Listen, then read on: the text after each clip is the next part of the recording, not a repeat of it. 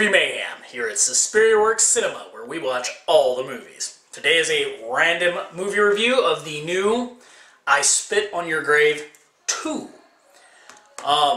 Stephen Monroe follows up his first one from 2010, which was a remake of the original I Spit on Your Grave with a part 2.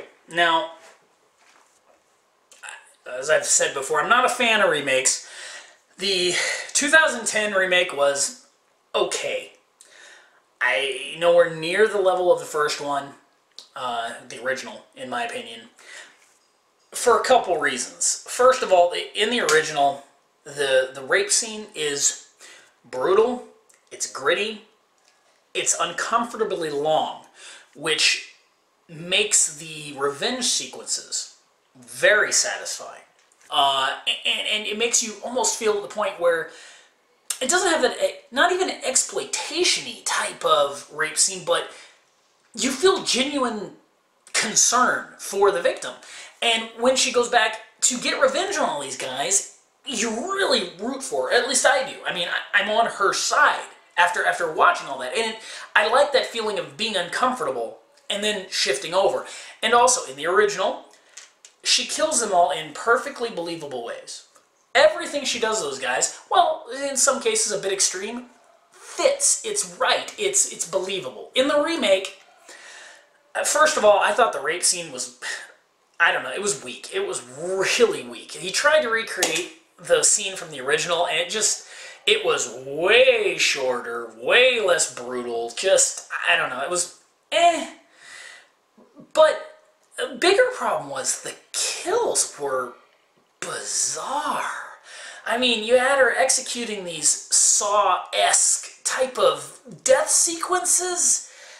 It doesn't work. I mean, she's got to be angry, and you can make it brutal and even well thought out, but they just came off as contrived.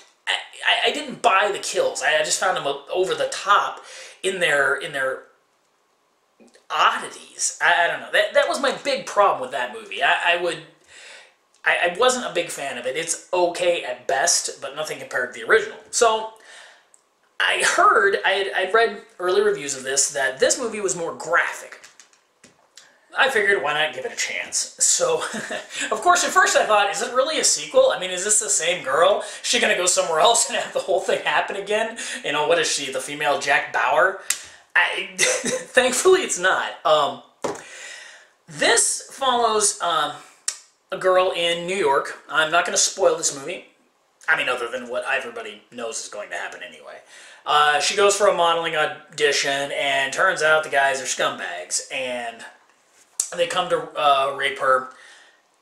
And this is where I like that it takes on more of an original movie. The guy, she essentially has a stalker. He rapes her, and then she's led to be captured and gets abused and raped multiple times over a long series. There are, well, an excellent trick is at certain point, you know, she's betrayed. Trying to really not spoil this here because there's a couple cool little things that I thought might be the case, but I was a little surprised, and the people I was watching it with were also surprised. So I want to leave that there. At any rate, her abuse goes on for about half the movie. And if you really have trouble watching that type of thing, you won't make it through there. Now, I did watch this with a woman, and she had no problem with it, and she quite enjoyed the movie, more so than I would have ever expected, but she loved it. So, you can try that as well. Now, we get to the revenge. The revenge scenes in this, I don't know, I liked it. All the actors were really on their A-game. Nobody came off as hokey. I mean, sure, the rapists and abusers are a little bit, you know, mustache-twiddling villain, but our main girl, Jemma something, she really came off as genuine.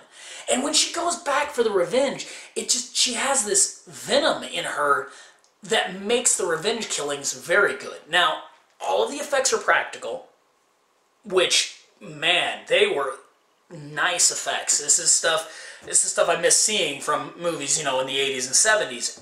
it's nasty.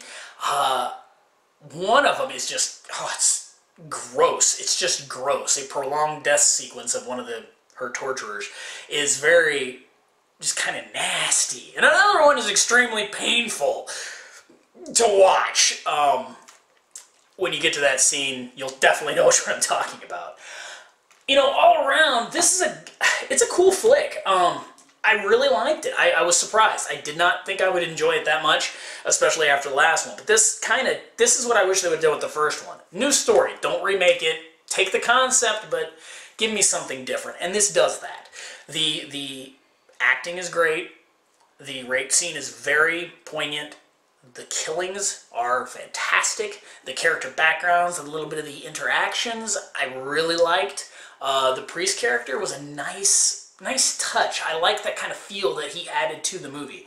So I'm definitely going to recommend this. I think overall, man, in this type of exploitation genre, I'm tempted to rate this pretty high. I would probably give this a 8.5 out of 10.